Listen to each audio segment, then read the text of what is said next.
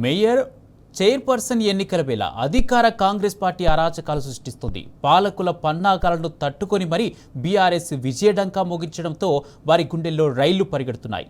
ఓవైపు అనైతిక పొత్తుతో కాంగ్రెస్ బీజేపీ ఒక్కటవుతున్నాయి. ఇంకోవైపు municipal chairman, vice chairman ఎన్నిక జరగకుండా చేయాల్సిన కుట్రలన్నీ చేస్తున్నారు. అధికార పార్టీ కుయుక్తులను కట్టిపెట్టాలని బీఆర్ఎస్ నేతలు హెచ్చరిస్తున్నారు.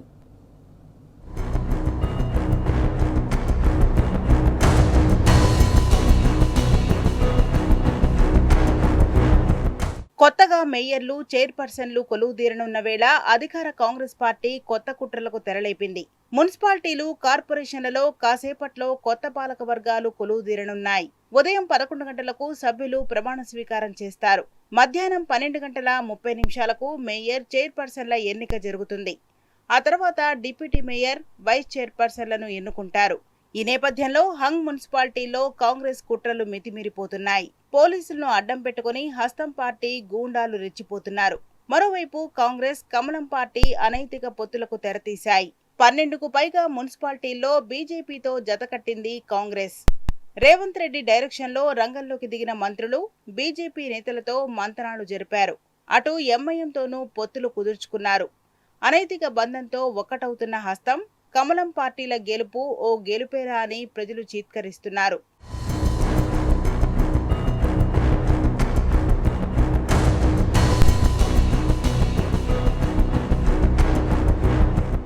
మున్సిపల్ ఎన్నికల్లో బీఆర్ఎస్ విజయాన్ని ఓర్వలేక రేవంత్ సర్కార్ అనేక కుట్రలు చేస్తోంది.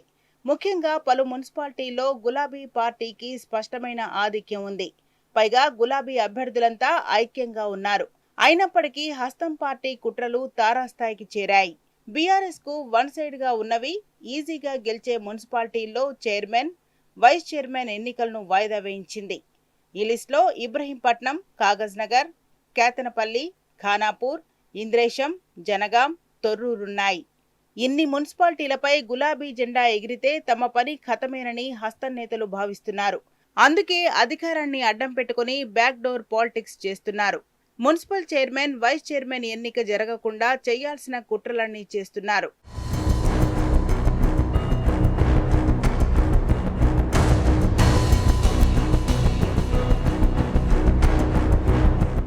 కాంగ్రెస్ పార్టీ తెలంగాణలో ప్రజాస్వామ్యాన్ని నిట్టనిలువునా ఖూనీ చేస్తోంది.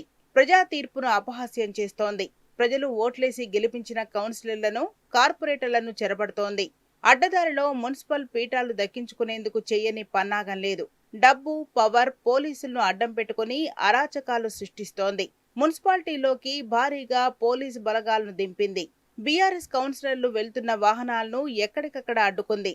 కిడ్నాపులు చేస్తూ, బెదిరిస్తూ, దేవరిస్తూ ఎన్ని అరాచకాలు చేయాలో అన్ని చేస్తోంది.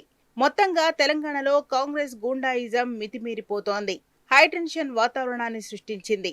తెలంగాణ చరిత్రలో ఎన్నడూ లేని ఉద్రిక్త వాతావరణాన్ని సృష్టిస్తున్న రేవంత్ ప్రభుత్వం హోంశాఖను చేతిలో పెట్టుకుని చెయ్యని అరాచకాలు లేవు.